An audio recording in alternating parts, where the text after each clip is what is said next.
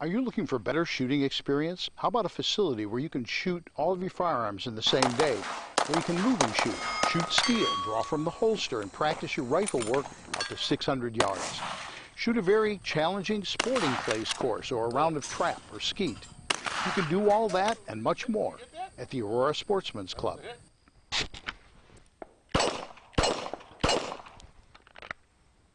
Hi, I'm David Lombardo, president of the Aurora Sportsman's Club.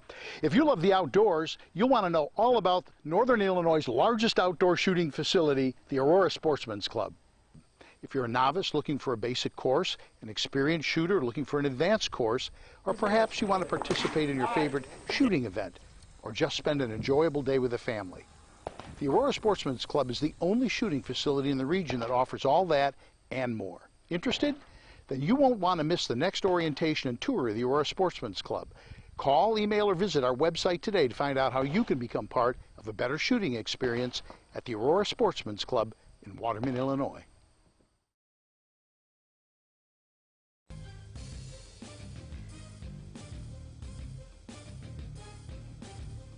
He is the human Molotov cocktail that they can legally throw into the system that stole their lives from them. So we're going to create a new government that serves you, your family, and your country. It's time for On Target Radio, Chicagoland's only radio show dedicated to the red meat issues that affect your life, from gun control to freedom of speech. Now, debating, debunking, and discussing today's hot issues, here are your hosts, David Lombardo and Gretchen Fritz. Welcome to On Target Radio. Tonight, David's rant of the week is Father Pfleger collects guns, not facts. And David and Gretchen will be talking about the media still trying to convince the public gun sales are down. Would you believe the Huffington Post published an article suggesting it was time to deny white males the right to vote? And last, the president has signed a bill to overturn the rule that forces states to fund Planned Parenthood. And finally, with tomorrow being tax day, is it time to repeal the 16th Amendment and stop taxing John Q. into bankruptcy? All that and more on tonight's On Target Radio. So give us a call at 815-205-1584. That's 815-205-1584. Or go to Facebook, like our page, On Target Radio, and ask a question or make a comment there. Today's Rant of the Week and more of David's work can be found at bearingarms.com. And now, from the seething cauldron of personal opinion, it's David's Rant of the Week.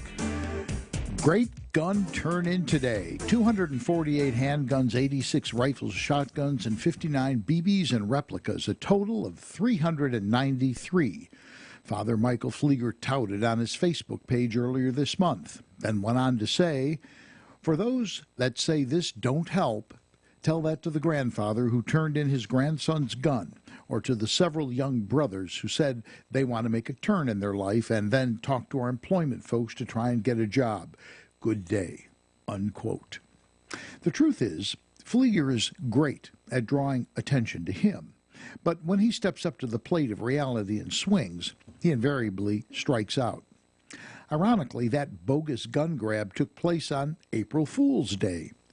One thing you can say about Chicago's renegade priest, Pfleger upholds the tradition of one small part of the Roman Catholics' Dominican order. I'm a product of the Dominican order elementary school system, so I know a bit about Ordo Praedictorum.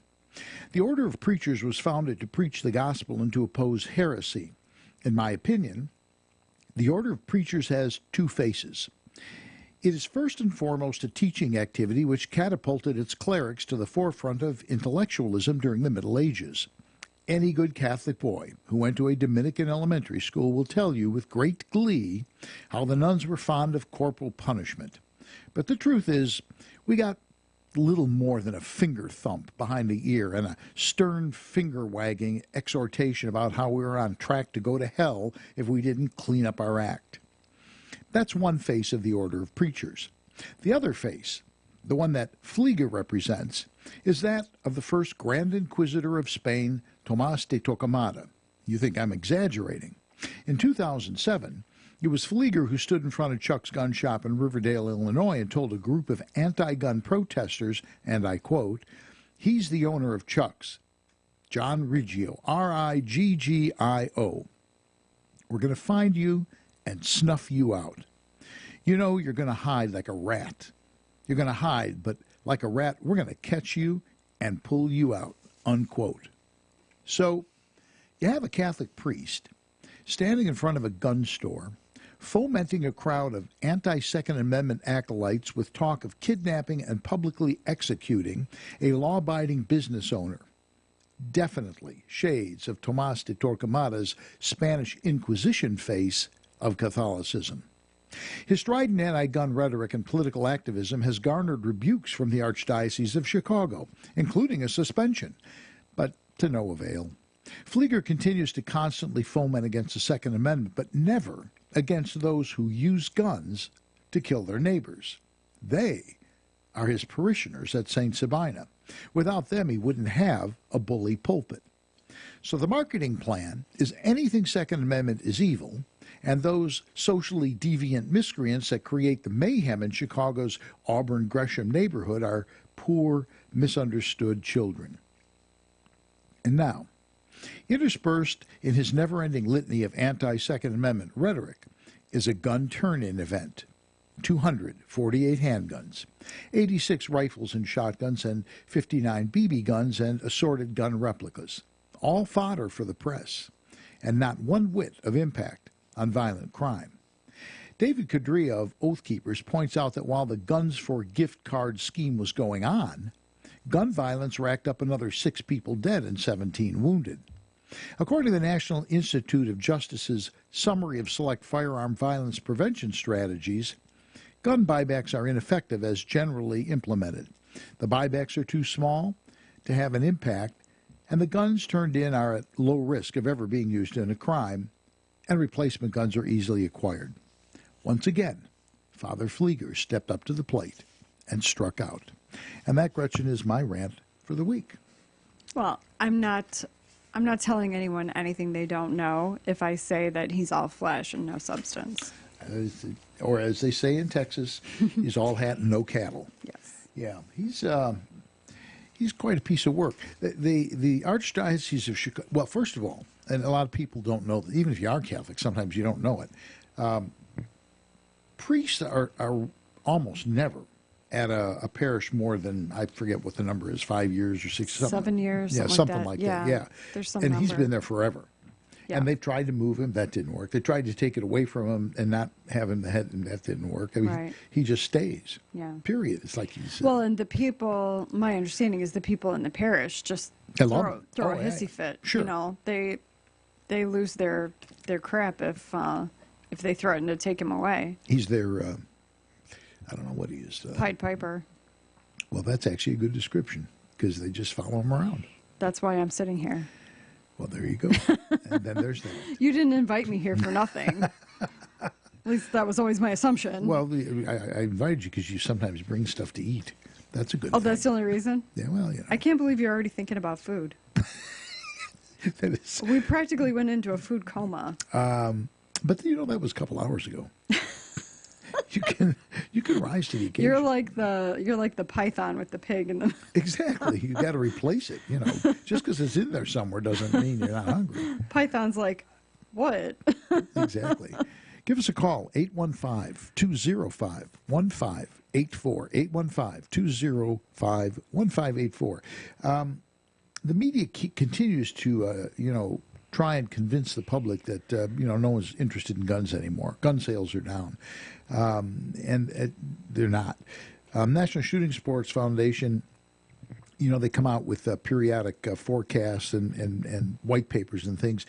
They said the total economic impact of the firearms and ammunition industry in the United States increased from $19.1 billion in 2008 to $51.3 billion in 2016. Thank you, Mr. President. 168% increase, while the total number of full-time equivalent jobs in that industry from approximately 166,000 to 300,000, 81% increase. Now there was kind of a downturn at the front end of Trump's when he first got elected, but that really hasn't. It's back up again. It was a dip, but I think that And we've talked about this before. Again, I'm not breaking any new ground here to say that the fever pitch of people buying guns when Obama was president and thinking that perhaps Hillary was going to be the next president. Yeah.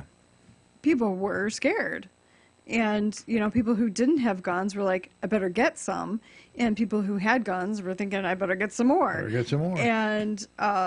And so I think when Trump got elected, I think people kind of relaxed. Yeah. You know, I think his hysteria, if you will, the internal hysteria that we feel, has dissipated to a large degree. Well, and particularly with Hillary getting beat, because she just flat out said, I mean, she was, she was going to appoint somebody. Let's have common sense gun control, like Australia. That is what she said. Common sense to her. You know, the thing about the firearm industry is it's always been boom and bust. Always has. It's cyclical. It goes up, it goes down. This past president certainly helped it go up quite a bit. Yes. But yeah, it's. I think what's happening now is people see there's an interesting sort of schism there. Schism. I thought it was schism. That's what I thought too. I was right even when I was wrong. I think it's schism. Yeah. So you had going into the election people who were afraid. Mm-hmm. And then you had this little brief pause coming out of the election. People going, well, I guess I can buy that new gun now. They're not going to take it away from me.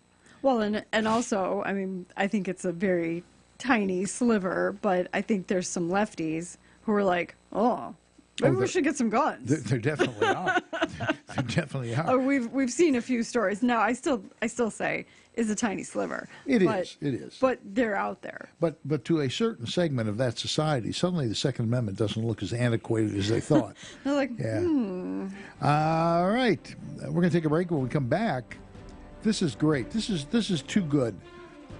The Huffington Post believes white men should be denied the right to vote. We'll talk about that and more when we return with more on Target Radio.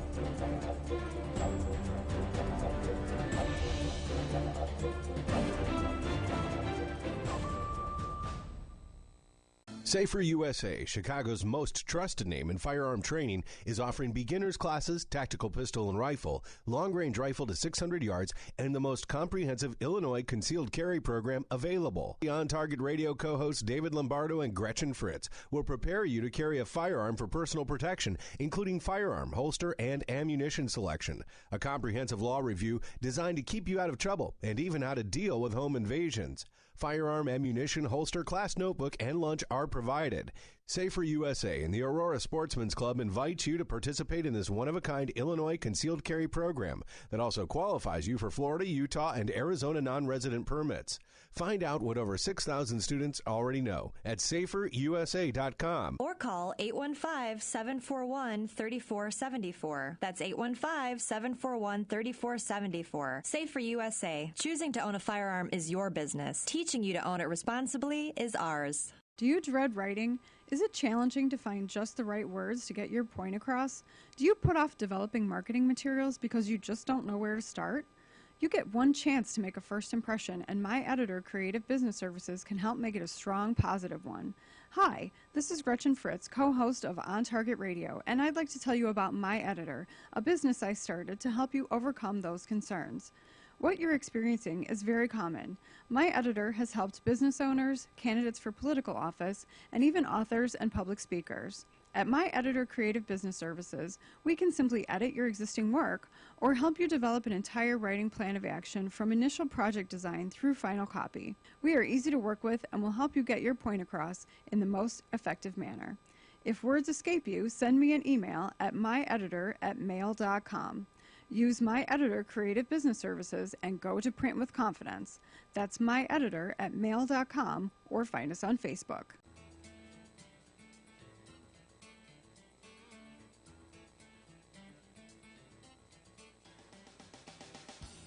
You're listening to On Target Radio with David Lombardo and Gretchen Fritz. Here's David and Gretchen with more interesting conversation on gun control, concealed carry, freedom of speech, and other red meat issues that affect your life. So I'm having this little debate with a woman on Facebook. and it's about somebody.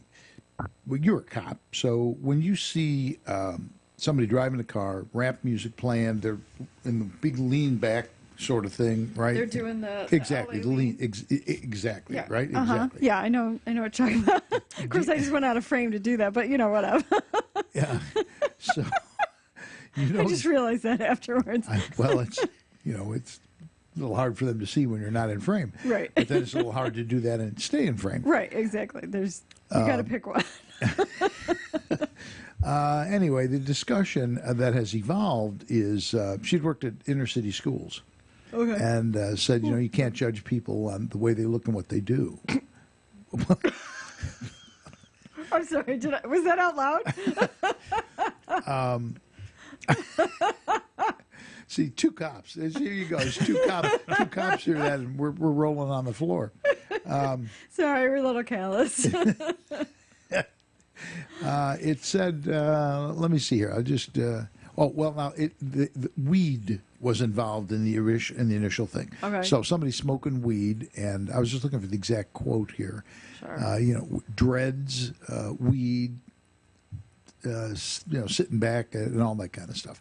And she goes, she taught school in the inner city. So, and I'm not making fun of her. I mean, she taught school. She's right, has a right to have opinion.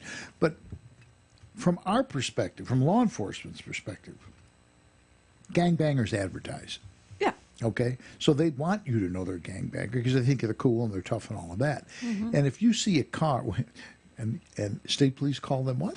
Shitboxes. Yeah, we were a little less out on the edge on that. In the county, we referred to them as beaters. How delicate of you. We were delicate. You're delicate flowers. Yeah, over and we there had at the county. shorter asps, too. We get big ones. Big ones. I understand that. That's and you wore Smokey the Bear hats, and there's a lot to be said for that. Which makes us cool. Yeah. Yes. But what I pointed out was, gangbangers advertise, and gangbangers treat cops differently than teachers. Not that teachers have it easy. I wouldn't say that for a second. They probably treat both of them like crap. Yeah, but in a different way. Yeah. With us, they shoot at us. Well, there's that. Yeah. So, and she wasn't, it wasn't like a running argument, but it was just this discussion. And she said, one of the comments she said is, I taught in a 99% black high school in the late 80s and early 90s, and I feel like I gained some important insight, which I'm sure she did. I don't doubt that. She was a cheerleading coach, which that. Okay. Well, that's a different segment of yes. a student population. Yes. And I attended many football games and so on and so forth. So I get that. But from a law enforcement attitude, and this is a point I tried to make, and this is what we talk about when we teach concealed carry, cops literally are the victim because we go through life looking for trouble and trying to maintain order, but the the guy on the corner there, he's planning this out, and we don't even know he exists, right? And we don't find out he exists until we're in trouble. Mm-hmm. And so survivability is basically profiling, and I know that's a dirty word, but if I see a little old man and a little old woman driving a Cadillac and they're stopped at a light and Brahms is wafting out the window, I really don't go into heightened awareness. Sure. Whereas if I see a shitbox, to use the state police terminology, and it's rap music and they got dreads and they're leaning back, smoking weed and stuff, you bet I do. Now, I didn't shoot the guy, but I'm on edge. I'm aware. Mm-hmm. Isn't that? I think that's fair to say. Yeah, absolutely. I think that. Well, you've already seen one crime being committed, so. Well, if they're smoking weed, right. That's what I'm saying. True. That's what I'm saying. And so, just there tends to be, it's kind of like if you see one cockroach, there's probably 50. Yeah. It's same concept. If there's one crime being visibly committed, there's probably more that you haven't yet figured out yet. So yeah, I think that's fair. Yeah, and gangbangers aren't exactly the brightest bulb in the lamp factory. No, because if they were, they wouldn't be gangbangers. Yeah, you mind? You got anything in your car you wouldn't want me to know about? No. No. Mind if I take a look? Okay. No. Right. Whose 9mm G-lock is this? Right. My cousin's. Not mine. Yeah. Yeah, I mean, and one of those things, independent of the others, is not Right. Is not going to set off alarm bells in your justification. head. So this has happened. Let me just clarify. I have rolled up to church blasting Beastie Boys, okay?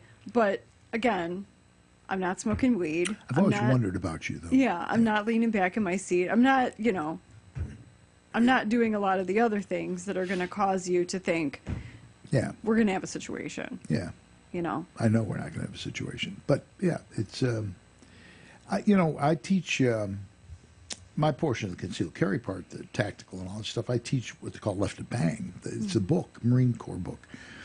And basically, and you and I, this is, if we go out to dinner, we do this. We basically profile. If you're in a restaurant, you're profiling it, essentially. You're looking for a baseline. You're saying this is normative, and when something all of a sudden pops out, it's like head's on a swivel, and and that's what I was trying to say. I wasn't suggesting that because a black male has dreads and is driving a car that makes him a bad person. I actually find dreadlocks on a black man quite attractive. Do you want me to have dreads? Are you a black man? Yes, I am. I'm a black woman. Are you in your 20s or 30s? Yes, I am. I've just had a hard life. So anyway, what we're actually going to talk about... Oh, we have a call. Do we have a call? No, we have you. No, we have a call. Oh, we do have a call. Yeah. Let's find out who the call is confusion. from. Hi, are you there this evening? Yeah, Dave, I'm here. Hi, who is this? Hey, this is John calling. Hi, Gretchen. Hi, Dave. Hi, Eric. Hi. Dave, you kind of stole my thunder on the profiling thing because I was going to mention Left to Bang, which is a great book for anyone who's interested in the red meat issues and living life to its fullest and surviving in this life. Exactly. Left to Bang is a fantastic book. And as you know, it teaches you to profile everything. It does. And as I was saying here a minute ago with Gretchen, when you go in a restaurant, I always use this as an example, John. If I'm in like one of those mom and pop Greek breakfast kind of places, that's where people bring their kids to teach them how to go to a restaurant. So if you're going to eat there, you expect some level of chaos because that's what it's about. So the baseline in a restaurant like that is going to be kind of noisy and there's stuff going on. If I'm eating a steak at Morton's, it should be quiet. And if suddenly something changes, then that's what you pay attention to, Oh, absolutely. I run a delivery service, and I regularly have to go down to Ogden and Western Avenue in the city. That is not a pretty part of town. Yeah. And I have learned that after reading Left to Bang and trying to apply it, I watch everything, and I'm down there 4 or 5 times a week, so I'm actually profiling and developing the anomalies that they taught in the book as to who I see on a regular basis and seeing how the behaviors repeat themselves. And it's really interesting to see. Once you read the book, you can't help but profile once you've read Left to Bang. Exactly. Yeah. And I've always recommended. I've always recommended it to our students. It's a really good book to read. Yeah. Well, hey, I appreciate it, John. Thank you very much for giving us a call. All right. Thanks so much. I watch you every week. Good. Glad to hear that. Take care. Thank you. Bye-bye. The other thing that we talk about in concealed carry, which I think is relevant, is that trust your instincts. If something makes the hair on the back of your neck stand up, if something makes you uncomfortable, trust that. Probably good reason. Get out of that environment, get out of that situation if you can, because there's a reason that you feel that way, and even if nothing happens, you're still safe. You're still you're intact, and that's the most important thing. Well, as we were talking about earlier today, you never know who it is that you're talking to. If somebody gives you a hard time and you escalate it, you really never know. You look at some of the most serial killers, if you look at them, they look like perfectly normal people. Yeah, you just have no idea who you're dealing with. Yeah. There was a guy that walked up. He was walking behind me in the grocery store parking lot yesterday, and until he was really close to me, and I didn't realize it, like almost until the moment before he peeled off and went to his vehicle, and I almost confronted him. I almost said, you should not walk that close to people. You never know, who's gonna, be really upset by that and think that they're defending themselves when they're actually, just killing you. And there's that. Yes. I think all this boils down to the fact there are too many white men. Right. Yeah. I find it interesting that Huffington Post published an article written by Shelley Garland, who was a male and now is a female, and wrote a piece called "Could It Be Time to Deny White Men the Franchise?" If I've got the franchise, where the hell did the money go? If I'm the privileged one, okay, how'd that happen? In fairness, this was in South Africa that this person lived. This is true. And apparently posted this. So not exactly the same situation as the USA, but... Well, but you look at what they wrote. Somewhat similar. You look at what he wrote. He says the biggest blows the progressive cause in the past year have often been due to votes of white men. If white men were not allowed to vote, it's unlikely the United Kingdom would have left the European Union. It's unlikely Donald Trump would have been elected president of the United States. Unlikely that the Democratic Alliance would now be governing four of South America's biggest cities. I mean, he's talking about white men across the board. Right. He says, if white men no longer had the vote, the progressive cause would be strengthened. Well, duh. Well, that was pithy insight, yes. The other thing is he has a very simple solution, which I applaud him for. He says white men should not be allowed to vote for, the next maybe 20, 30 years. And then he goes on to say, let's be clear, it may be unfair, but a moratorium on the franchise for white males for a period between 20 and 30 years is a small price to pay for the pain inflicted by white males on others. And then he says... now I can't find it. We're the one where he goes, we don't want to take all their rights away. Yeah, that's on page 2, I think. Is it on page 2? Yeah. He also not only wants to take away the right to vote for 20 or 30 years, he also wants to pass legislation to redistribute some of their assets. Yes, redistribute some of their assets. That makes a lot of sense. So taking away the right to vote isn't enough. Yeah. My favorite phrase, though, let me just say, my favorite phrase is toxic white masculinity. That just reeks out of my pores, doesn't it?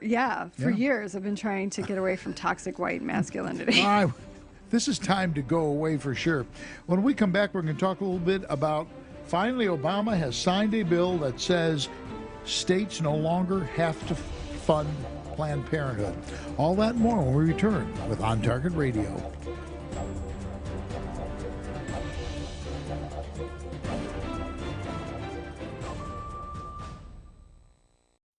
Hi, I'm David Lombardo, co-host of On Target Radio, and I'd like to offer you a partnership opportunity.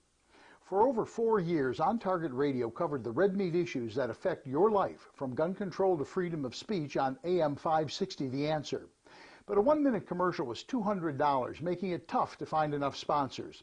So last November, we left AM 560 and began podcasting. There's a learning curve to podcasting, and we've worked through the kinks and would now like to make you an offer. You can have a 60-second audio or video commercial for as little as $25 a week. We can also offer fellow conservatives their own radio or video podcast for as little as $100 a week, with equipment and technical personnel included. You provide the content and host, plus get 6 free minutes of commercial time you can sell yourself. If you'd like to be an On Target Radio sponsor or explore the possibility of having your own show, call me at 815-741-3474, and let's explore the possibilities together.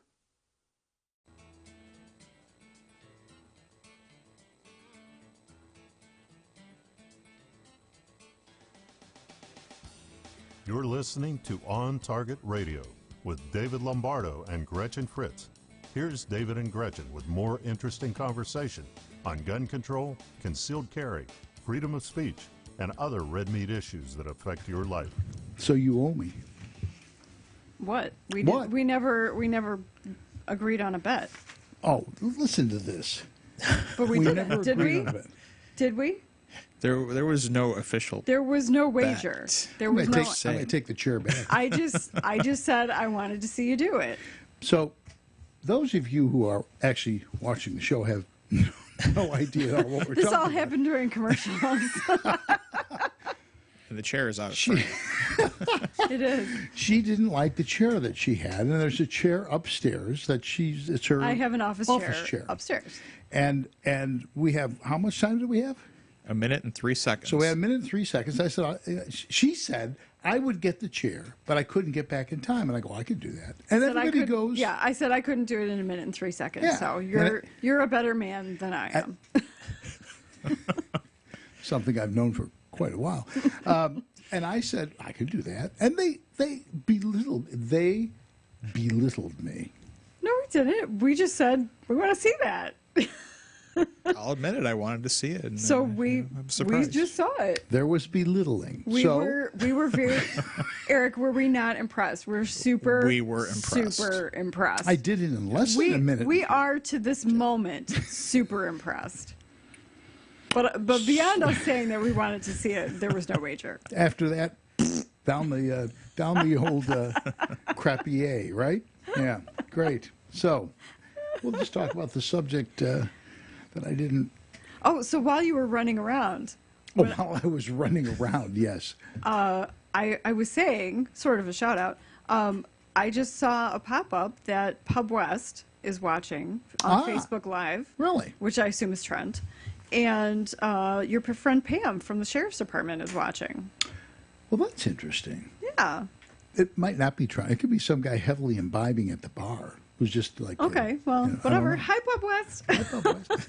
For those of you who don't know, Pub West is the unofficial, yet pretty much official, watering hole for Aurora Sportsman's Club. And the owner, Trent, is... it is the only place to go. It is. In Waterman. Trent is a very, very smart guy, and he likes our club, and we like him a lot. And so I guess somebody's watching. He gives us good service. If that's you, Trent, you should call in. Speaking of which, call 815-205-1584 and weigh in on either profiling people when we're out in the car, which or anywhere, whether they like it or not, or the newest thing that we're going to bring up here is Obama signed a bill to overturn Obama. Oh God! I thought you were giving the background. I was going to let you go. Trump signed a bill to overturn the rule that forced states to pay for Planned Parenthood. Conservatives, the cheer heard around the world. It prevented states from defunding. Yeah, yeah. With their Title 10 money. Yeah. Well, yeah, I was going to say there's no conservative, but there are conservatives that think there shouldn't exist at all. But the biggest argument, the real argument, has been we shouldn't have to pay for it. Right. Taxpayers should not be footing the bill for murder. And it's interesting how they pretty much lie about stuff like mammograms and that sort of thing. I mean, if you're proud of what you do, why don't you just lay it out there and say this is what we do? Mm-hmm. They kind of... Well, apparently in their annual report they actually did. They said last year they performed 323,999 abortions last year. That's a lot of people. That is. It's a lot of people. They can do late term. Well, yeah, I don't... Depends on the state that they're in, because some states have outlawed But I'm saying, it's not a federal thing. Right. Which, I've delivered 2 kids. I'm going to tell you something. It's, I don't know exactly how to say this. It's when you see a kid come out of somebody, it's like, oh my God, it's a human being. It's a miracle of life. Yeah. I mean, how can you kill something like that? Hi, welcome to the earth. No, that's screwed up. It's hard for me to understand. Certainly is. The first time I ever saw a sonogram, particularly on an advanced, in the late third trimester, it's a kid. Oh, yeah. I mean, if it's a boy, you can tell. You know what I'm saying? I do know what you're saying. I mean, how can you look at that and go, it's not? I don't understand that. Well, and I think at this point, I think science has, as you're saying, science has advanced to the point where even the liberals, even people who support abortion, can no longer deny that it's actually a child. I mean, you've heard Hillary Clinton say it just doesn't have any rights. Exactly. That's exactly what she said. She basically says, from this moment to this moment, it's not born and then it's born. Really, the only difference is it has no rights and then it has rights. Yeah. So, even the liberals have had to admit, okay, yeah, it's a kid. Yeah, scumbag. We have another caller on the line. This is going to be a busy night, I can tell. How are you doing this evening? Hello, Dave. Greetings. Gretchen and Eric. Hello. Doing good. Hearing Protection Act. Ah, okay. And we've added 2 more co-sponsors this week, and one of them happens to be a Democrat. Really? Who? From Minnesota, no less. From Minnesota. Well, I know which one from Minnesota. It isn't. It isn't the Airsats comedian. A fellow by the name of Peterson in the 7th District in Minnesota. And there's 2 other Democrats, by the way. And I bet you can't guess which state they're from. No idea Texas. whatsoever. Two Democrats from Texas. One signed on right away. They're both of them from the 28th and 29th legislative districts from Texas. So we have 137, 3 of which are Democrats. And I forgot to mention last week that both the Senate and House versions of this bill specifically have language that specifically states, it's in Section 4 of the House bill, and I'm not going to read the whole thing to you, but I'll read the last thing. A firearm silencer in or affecting interstate or foreign commerce imposes a tax on any such conduct or a marking, record-keeping, or registration requirement with respect to the firearm silencer shall have no force or effect. In other words, they are specifically saying that the states and municipalities, local, they're being preempted. They will not be able to have laws against the thrust of this bill. How many people are we short? Excuse me? Well, to get a positive vote on it. I don't know. I don't know how the Congress works, but I think that if we can get up to close to 200 co-sponsors in the House, and maybe 25 in the Senate, that it's going to be a done deal. I'm just speculating, so I can't say for sure. But Tom Dart and all will have heart failure. Yeah, we're getting there. We're getting there. The fact that we've got a Democrat from Minnesota signing on, that tells me a lot. So. Yeah. Well, and they're still in the aldermen are saying you'll have silencers, they'll be shooting people, and we won't know it. I mean, they don't either they literally don't know that, or they're just outright lying. I don't know which is worse. Well, they're lying. They know exactly, and that's why I wish that the people who wrote the bill will amend it slightly instead of using solely the word silencer. Maybe say suppressor, hyphen or / silencer, because some crafty lawyer might, sue, saying, well, what they're selling now aren't really silencers. These are suppressors, and that's not been exempted in this bill. You don't understand how they work. Right, exactly. These people work. So anyway, that's all. Well, appreciate the update. Thank you. Right. Bye-bye. Take care. It's we don't pay him though, right? No, I don't think so. Okay, so I'll be sure to clarify that. Yeah. You want to be careful about that sort of thing. So anyway, Trump signed a bill to overturn the demand that the states have to pay or have to fund Planned Parenthood. I say this probably every week, but for all of those people who kept saying the guy's a sham, he's not going to do what he promised. He's on his 3rd pen, I understand. He just runs out of ink, throws them away, and gets another one. He, I mean, it just seems like, and especially for all the bitching that they're doing about him going to Florida every weekend, he's getting a lot of work done. I mean, I think basically Monday through Friday he doesn't sleep. He just makes phone calls and signs executive orders and bills that finally make it to his desk. And then, then he goes to Florida and he relaxes for a couple of days. Except he still works. He goes and well, true, actually. I read The Art of the Deal, and his whole reason for being alive is to do deals. It's what he loves. It's not a job to him. He loves doing that stuff. Right. And so what if he goes to I never remember Mar-a-Lago. So who cares if that's where he's working? Yeah. I don't care if that's where he's working. Yeah. Well, and it's funny, too, because I noticed this morning, the very same media people who are going, how much is this costing? Which are liberals. Yeah, right. I mean, it's totally disingenuous. How much is this costing? He's going to Florida every weekend. They get to go to Florida. Yeah. Every weekend. If you're a White House correspondent and that's where the president is, you go to Florida. But not if T-Rex goes there. Yeah. So, what is her name? It's Kelly. Kellyanne. No, not Kellyanne Conway. Oh. There's a reporter on NBC, and she's down there in literally a Hawaiian shirt in Florida reporting on what's going on. It's my heart is breaking for you right now. And the other thing it's is so hard. The other thing is that's a home to him.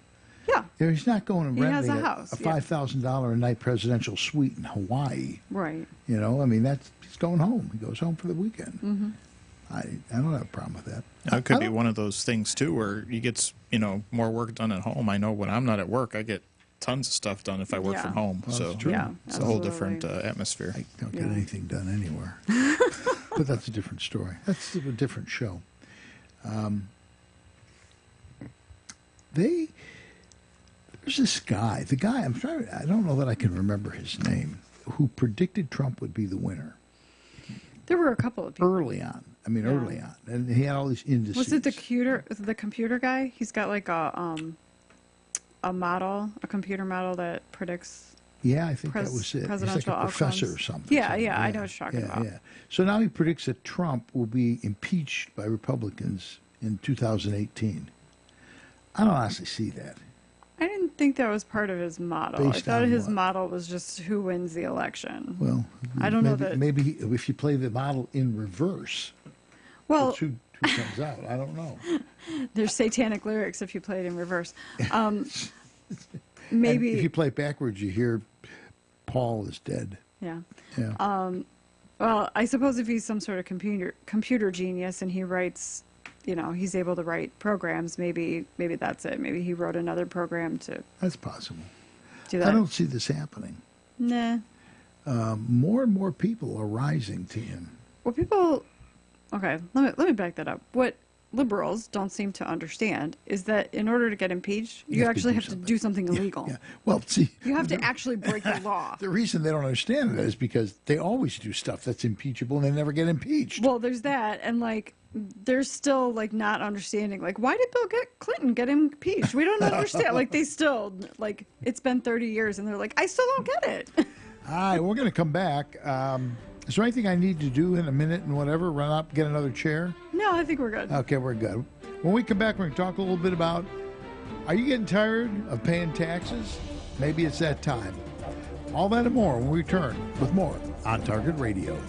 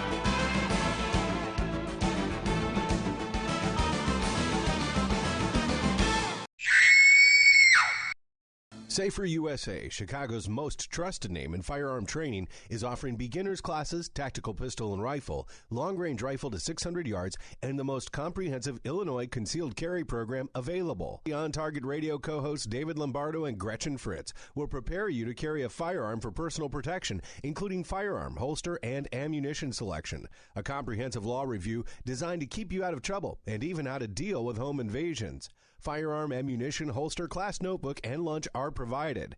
Safer USA and the Aurora Sportsman's Club invites you to participate in this one-of-a-kind Illinois concealed carry program that also qualifies you for Florida, Utah, and Arizona non-resident permits. Find out what over 6,000 students already know at saferusa.com. Or call 815-741-3474. That's 815-741-3474. Safer USA. Choosing to own a firearm is your business. Teaching you to own it responsibly is ours.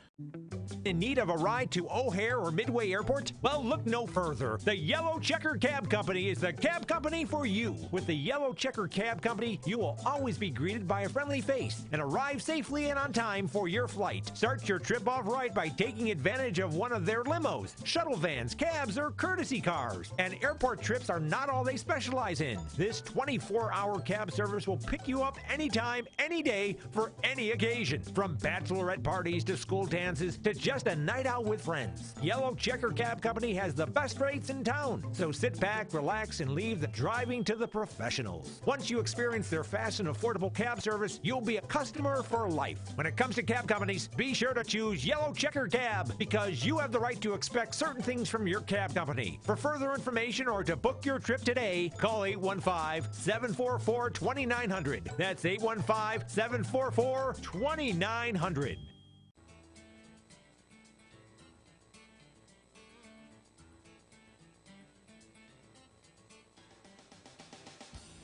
You're listening to On Target Radio with David Lombardo and Gretchen Fritz.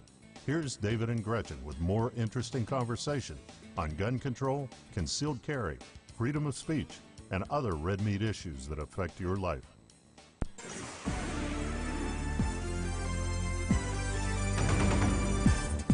Stand by. Here's Gretchen with your action items for the week.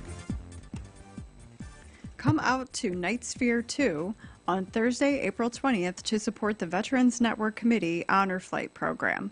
Many different musical acts will perform, including Buddy Guy's Legends All-Stars, Mr. Blotto, Chris Medina, Thaddeus Project, and many more. Night Sphere 2 starts at 7:30 p.m. on Thursday, April 20th at the Arcada Theater in St. Charles. To purchase tickets, go to oshows.com and use promo code VNC. I will put this information on Facebook after the show because I got this about half an hour before the show. The following Safer USA classes are at our facility in Waterman.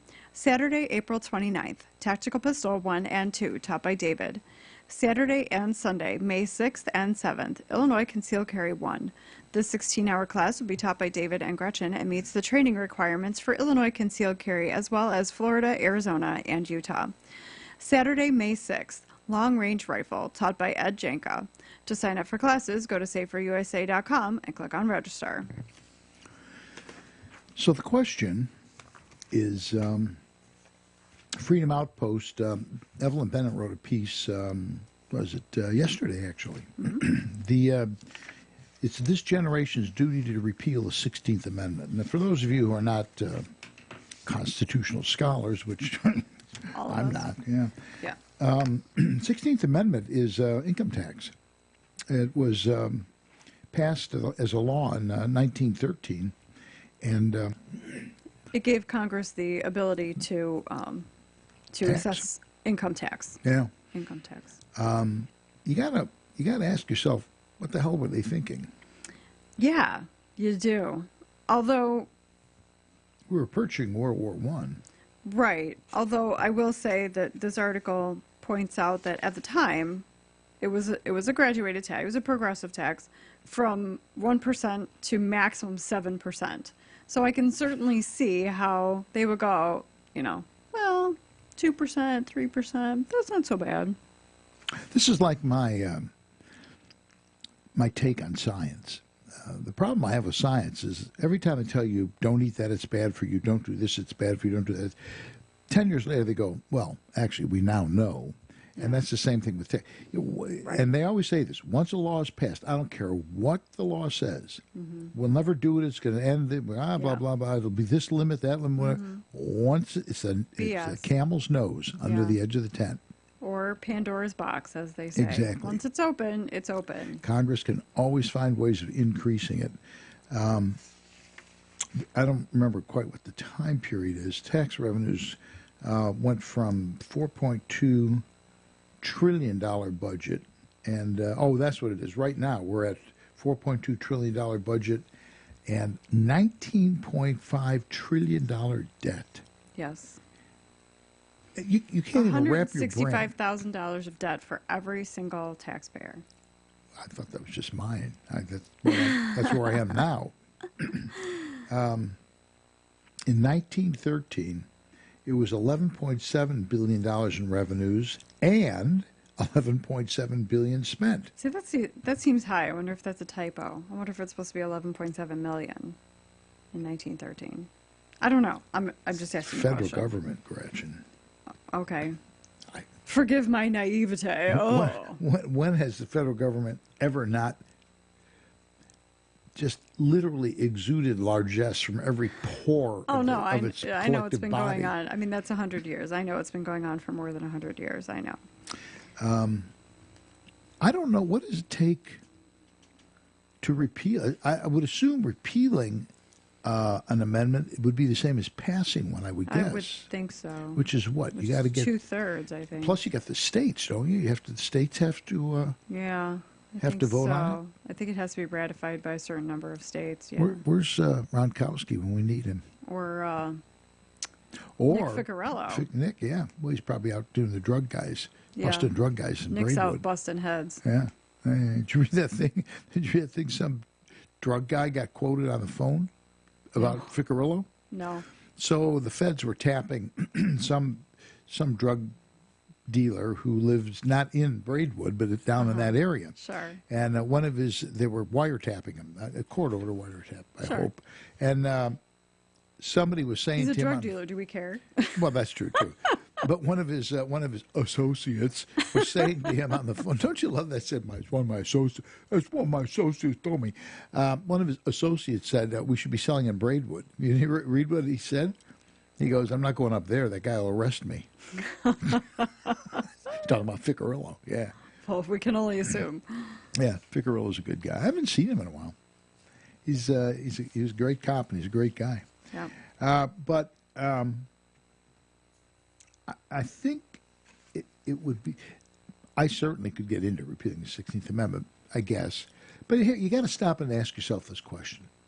It's not that taxation is in and of itself bad, because there's certain things you got to have. Right. There's certain things that we want the government to do for us. Right. So we want the government to build interstates. We want the government to provide defense, military. Right. Exactly. That's pretty much it. Well, no, I mean, there's more than that. You have to have some sort of a federal police force because as jurisdiction, Illinois state cop, you can't just go over the border to Indiana and start arresting people. So FBI. Okay. Yeah, so you have to have some sort of intelligence community to protect our interests. You have to have some sort of federal law enforcement so that people can't commit a crime in one state and go to the next state. You got to have highways. I mean, there's stuff you have to have, particularly in an evolved society. You've still only named one more thing that I didn't name. Well, and you have other than maybe the CIA. You have to have the Nuclear Regulatory Commission and the Department of Education, so you got something to make fun of. I mean, well, I was just going to say, I think the department. I'm like, what does the Department of Energy even do? You and millions of people have asked that very question. Are asking the same thing, They don't do anything, apparently. People have talked about getting rid of the Department of Education, and I would say in principle, in general, I can get behind that. I haven't looked at the specifics of it, but in general, I can get behind that. Education should be local. Mostly. Yes, I mean, there's got to be some kind of blanket. You have to read, you have to write. Right, obviously. Yeah. But I think the states fairly well have that under control. And, so basically this points out that the first 7 executive departments that were before 1913 were the State Department, Treasury, Interior, Justice, Agriculture, Commerce, and Labor. Okay, what does the Interior Department do? I think we can get rid of them. The parks, all of that. Yeah, we can get rid of them. And... That's it. We're done. And then after 1913, we've added 8 more: Defense, Health and Human Services, Housing and Urban Development, Transportation, Energy, Education, Veteran Affairs, and Homeland Security. Now, Homeland Security, George Bush did that after 9/11. Yeah. I mean, that was pretty recent. I do think we need that one. So I say, let's get rid of education, keep Homeland Security, Do we really need, Department of Energy, that's total crap. We'll keep Veterans Affairs. Yeah, because they're going to buy me hearing aids. Which is going to be awesome. At least What? I'm hoping it's going to be awesome. I'm hoping it's going to be awesome. Well, here's the problem. You won't be able to swear at me and I won't hear you. Now, Health and Human Services, how do we feel about them? I think we could get rid of that too. That is the most touchy-feely operation. I think both Health and Human Services and Education should be the dominion of the states. I think the states just need to be in charge of that and be done with it. Yeah, I mean, I don't know everything that they do, but I know that they've done some pretty controversial stuff, like saying people are required to take vaccinations when they don't want them. And I have to admit that that's a pithy subject, because there are certain diseases we have gotten rid of because people were vaccinated. Diseases that, like polio, that kill people or ruin them for the rest of their life. So some people believe that those things would have eradicated themselves on their own. Yeah, how many people would have died in the process, though? Well, yeah. Yeah. So, I mean, there are some... No one ever... Who was it? Will Rogers said no one ever went broke underestimating the intelligence of man.